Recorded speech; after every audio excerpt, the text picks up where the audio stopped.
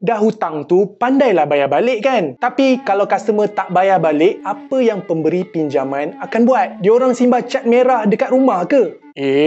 Sampai macam tu sekali. Dah macam Along dah ni.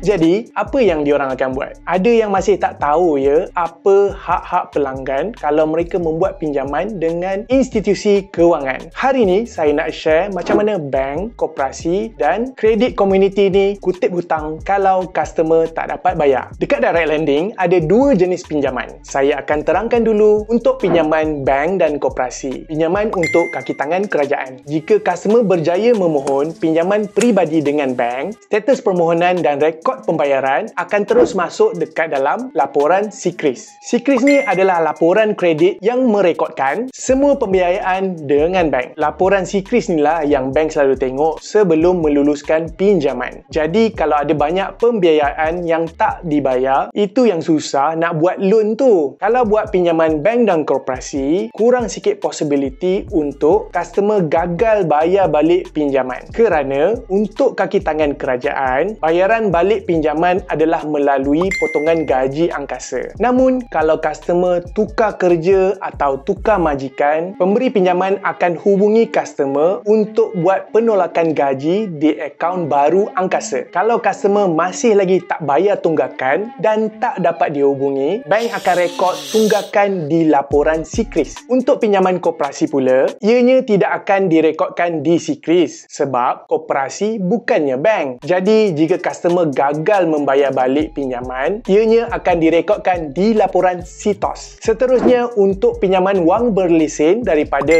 kredit komuniti. Kredit komuniti ni bukanlah Along ataupun scammer sebab kredit komuniti ni dikawal selia oleh Kementerian Perumahan dan Kerajaan Tempatan. Jadi, mereka kena ikut peraturan dalam Akta Pemberi Pinjam Wang 1951 untuk beroperasi sebagai pinjaman wang berlesen. Kalau ada pemberi pinjam wang atau wakilnya mengganggu atau mengugut peminjam atau keluarga peminjam, ianya menjadi satu kesalahan di bawah Seksyen 29B Akta Pemberi Pinjam Wang 1951. Pemberi pinjam wang boleh dikenakan denda tidak kurang RM50,000, tidak lebih RM250,000 atau penjara selama tempoh tidak lebih 3 tahun atau kedua-duanya sekali. Dan dalam kes kedua atau berturutan boleh dikenakan sebatan sebagai tambahan hukuman. Jadi, apa tindakan kepada customer jika gagal menjelaskan hutang? Okey, untuk pengetahuan, jika anda mohon pinjaman wang berlesen dengan kredit komuniti, ianya tidak akan direkodkan dalam mana-mana laporan SITOS ataupun SIKRIS. Namun, jika customer gagal membayar balik pinjaman, money lender ada hak untuk merekodkan tunggakan bayaran di laporan kredit SITOS customer. Sebelum tu, lender akan menghantar dulu peringatan dan mengeluarkan surat permintaan hutang kepada customer. Mengikut kepada perjanjian pinjaman di bawah tajuk hak tindakan, jika peminjam gagal melunaskan hutangnya dalam tempoh 28 hari selepas tempoh genap tarikh bayaran ansuran atau melakukan perbuatan kebangkrapan secara terpaksa ataupun sukarela, pemberi pinjam wang berhak untuk menamatkan perjanjian itu. Pemberi pinjam wang dikehendaki untuk memberi notis 14 hari bagi tujuan untuk menamatkan perjanjian itu. Dan jika dalam tempoh tersebut peminjam tidak juga dapat menjelaskan hutangnya, perjanjian itu terbatal dan tindakan menuntut baki jumlah hutang termasuk faedah serta lain-lain kos guaman dan mahkamah akan dituntut oleh pihak pemberi pinjam wang di mahkamah. Jika pinjaman bercagar, pemberi pinjam wang berhak ke atas cagaran tersebut mengikut proses undang-undang. Masa sign agreement, pemberi pinjam wang wajib untuk terangkan terma-terma pinjaman tersebut. Sebab itulah masa sign surat perjanjian pinjaman, kita kena baca betul-betul apa yang terkandung dalam agreement. Pemberi pinjaman yang sah akan be transparent dan akan jelaskan semua ni dengan anda. Kalau anda mohon pinjaman di platform Direct Lending, kami memang mengamalkan sikap telus dalam memproses pinjaman anda. Jika anda mohon pinjaman wang berlesen, kami tidak akan tahan kad ATM. Dan jika mohon pinjaman bank dan koperasi, anda tak perlu pun bayar caj pendahuluan ataupun deposit. Memang tiada caj tersembunyi, anda boleh mohon tanpa kerisauan. Nak semak kelayakan? 100% percuma. Itu sahaja daripada kami kali ni. Jangan lupa subscribe ke Direct Lending, pakar pinjaman anda untuk info pinjaman dan tips kewangan yang santai.